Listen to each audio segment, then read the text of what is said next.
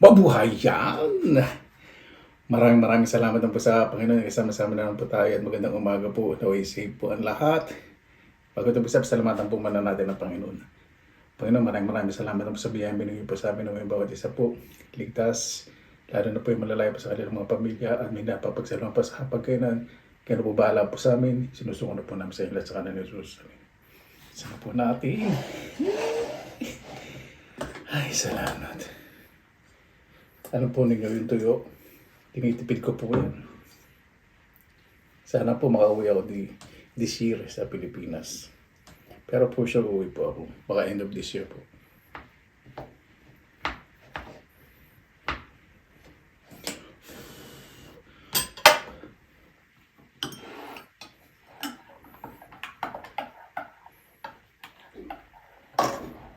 Gawa naman ang aking yung neighbor ko, 1 linggo na yata inuubo. Yan. Ito pong okra na malambot po ng tangkay, kaya walang sayang kasi mahal.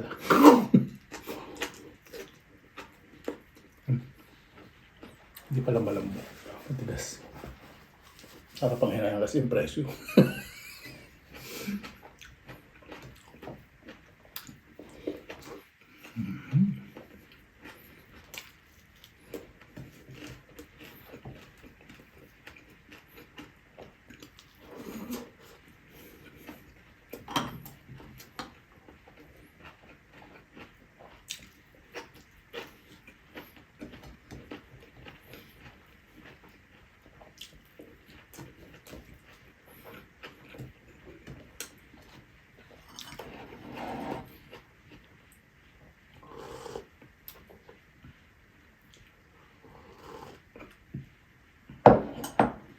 Ito po yung simple almusal, ano? Pero napakasarap. Lalo na kung may tanim kayo. Tanim kayo okra. Okra, talong. Sasapaw niyo sa kanin, yung hapo. Sarap. Okay, talbos ng kamote.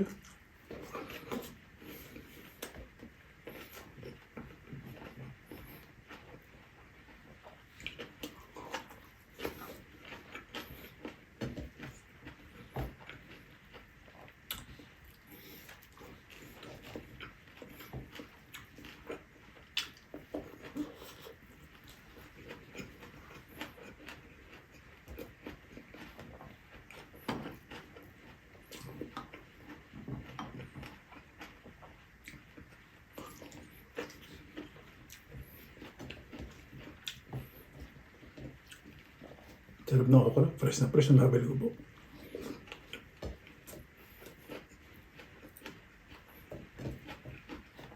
Pag protein po, iba na kalasa eh.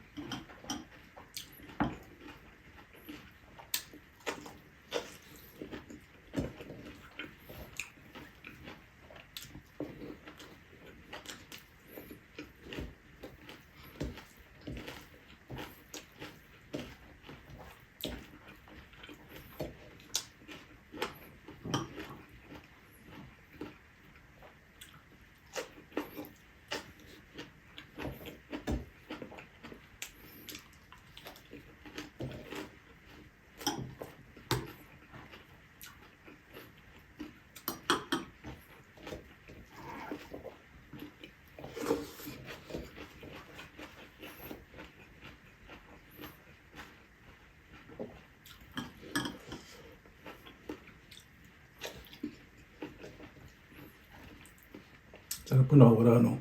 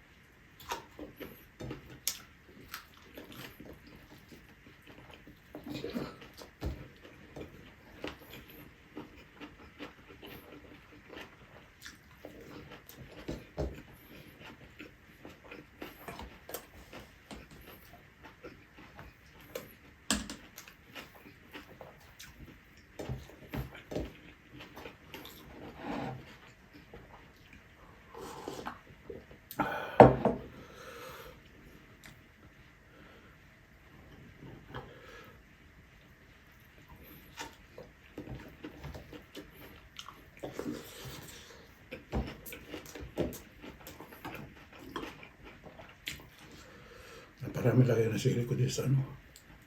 Kamatis, sibuyas. Bagong isda pa ginamit ko. Konting suka, asin, paminta. Petchin. Sukal. Konti rin.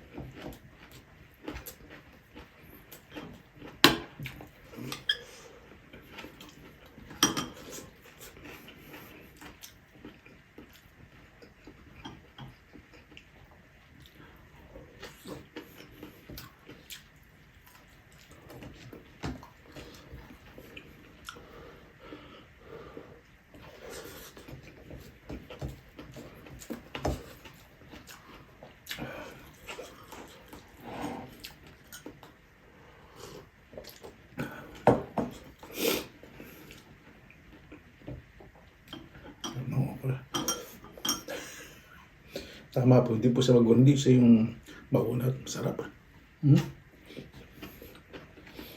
Tama yung pagkakaano yung panahon.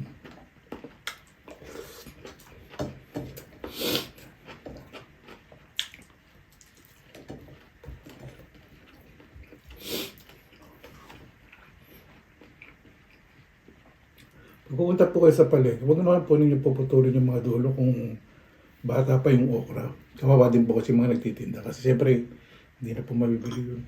Piling nyo lang po yung medyo maliliit saka medyo payat.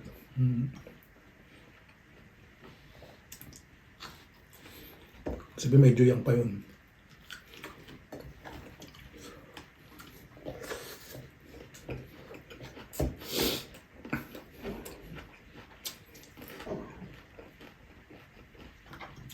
Lalo na po yung matatanda na nagtitinda po ng mga tinatali-tali, yung gumigilid po.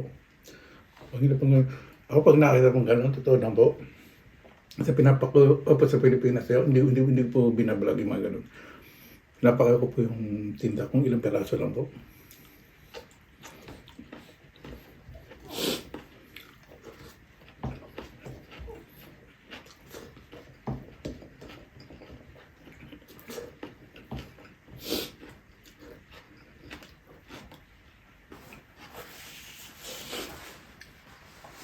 Kasi kung matatanda tapos yung mga bata o kahit sino, nagtitanda pa sa gilid-gilid, sa hapon minsan sa amin po. Maanin po nila yung sarili nilang tanim. Pandagdag, kita, bibili po nila minsan ng bigas, ng karne, pambaon po ng mga bata. Kaya hindi na po tumatawad sa mga ganun. Yung ilang perasan po tintayo.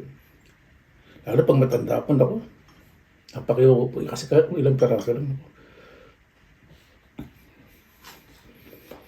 Minsan tatanungin ng mga kapatid ko, magulo, bakit ang daming gulay? Wala, sabi ko na ano lang yan. Basta, huwag na magtanong. Tapos binibigay ko pa sa mga kapatid ko. Siyempre sa mga magulang ko yun. Kung sino po makagawi sa amin.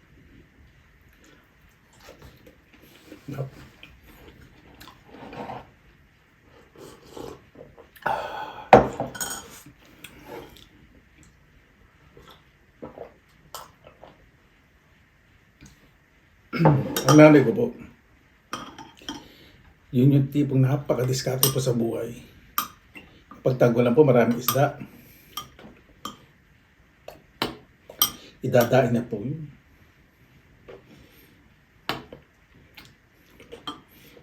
Siyempre, sa tagulan, hindi maaraw-araw umuulan.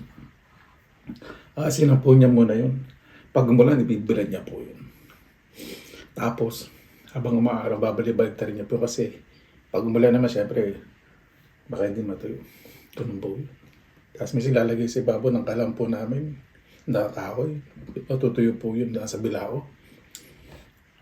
Tapos pa-plastic niya po yun. Hindi po kami na wawala ng ulam. Tapos ngayon panahon ng mangga. Gagawin niya po yun, dadalok niya, ibuburo niya naman yun. Kung ano mo yung mga panahon. Yung santol pa, yung may natamis na santol. Pero din po doon nanay. Magaling po nanay ko sa mga preservations eh. Preservation, pag-preserve. Napagaling po niya.